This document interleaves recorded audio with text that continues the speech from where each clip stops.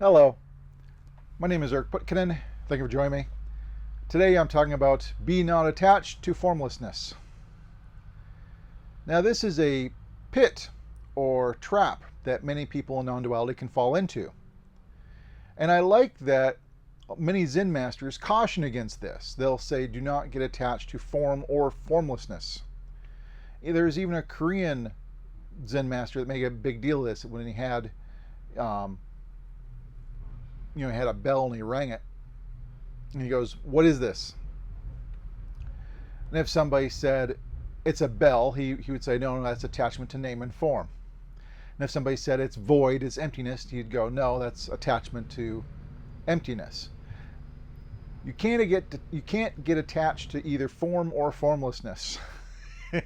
I think Advaita Vedanta doesn't make enough of a big deal about this, because I find there's so many Advaita followers trying to meditate on formless Brahman or figure out how to get to pure consciousness, and their idea of pure consciousness being consciousness without form or some other blankness. I would say incorrect.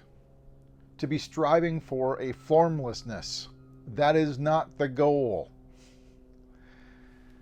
The reason formlessness was even pointed out was because most people are already attached to form. Name and form is their attachment.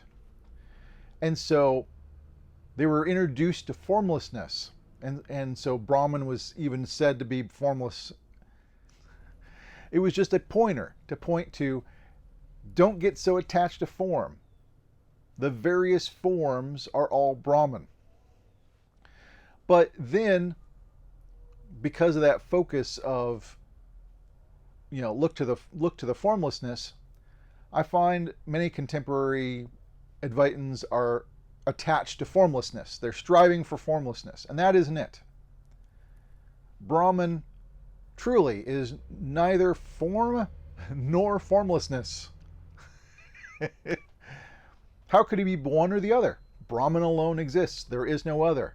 So if you dismiss or any other way, discredit form, well, no, Brahman is formless.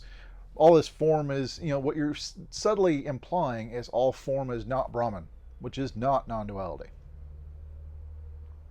Form is as much Brahman as anything else.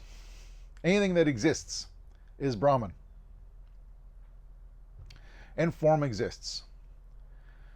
But like the old analogy of gold, the gold watch, the gold fork, the gold ring, the gold necklace, although these various forms are indeed varied, the forms vary, but what they really are is the same. They're all gold. The same pure gold.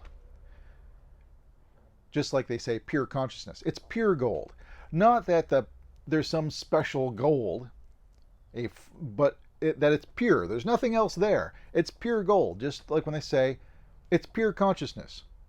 What they're saying is there's nothing else there. There's no impurity or any other thing existing. It's just consciousness. And so, well, all forms cannot be said to be other than gold, in the gold watch and gold ring and such. Gold transcends all the forms. None of the, gold can be any form or not really even have a form. and it's molten, not having a specific form of a fork or a knife or whatever. It doesn't really matter. But it's all pure gold. And so Brahman is pure consciousness. It's just consciousness. There's nothing else there. When pointing at the pure aspect or the formless aspect, it's just to get people over the hurdle, over the normal attachment to name and form. We don't want to create a new attachment to formlessness. And so the idea of meditating on formless Brahman, I think, is a mistake. Because Brahman is all that is, form or formless. And so why meditate on only half of Brahman, so to speak?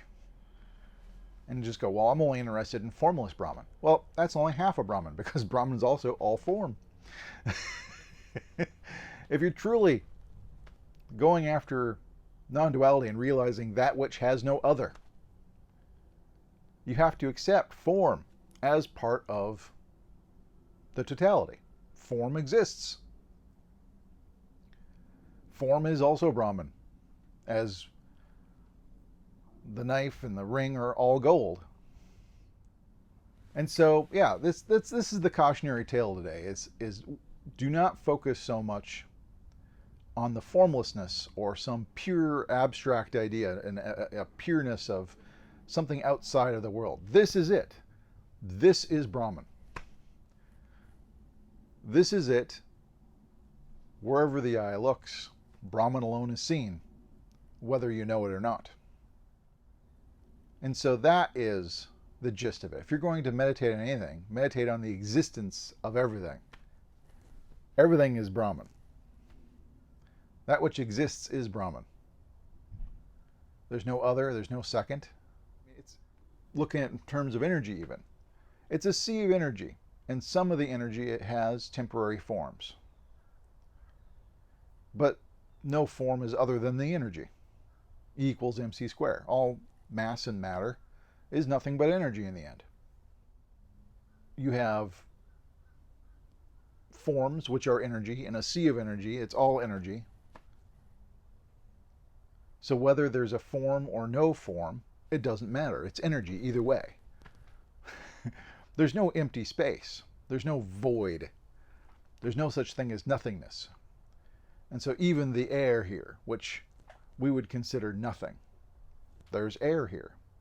Even if you went to space and you go into the black voidness of space, even that's not nothing. There's still tachyons and all other forms of energy. There's tons of energy in space, and there's light. That's why if you put up an object, it suddenly can be seen, because space, the blackness of space, is full of light. You only see it when there's an object and it reflects off, and then boom, there is light. Until there's an object to reflect off of it, it's just void blackness. But it's still full of light and tachyons and everything else. And so there's all this energy everywhere. And so whether it's the void blackness of space where there's no form, or it's an actual object, it doesn't matter. It's energy either way. And so even think about it in terms of energy. That might help. Form and formlessness doesn't matter. Don't get fixated on form. Don't get fixated on formlessness. It's a mistake either way. Just, if you're going to meditate on Brahman, meditate on Brahman.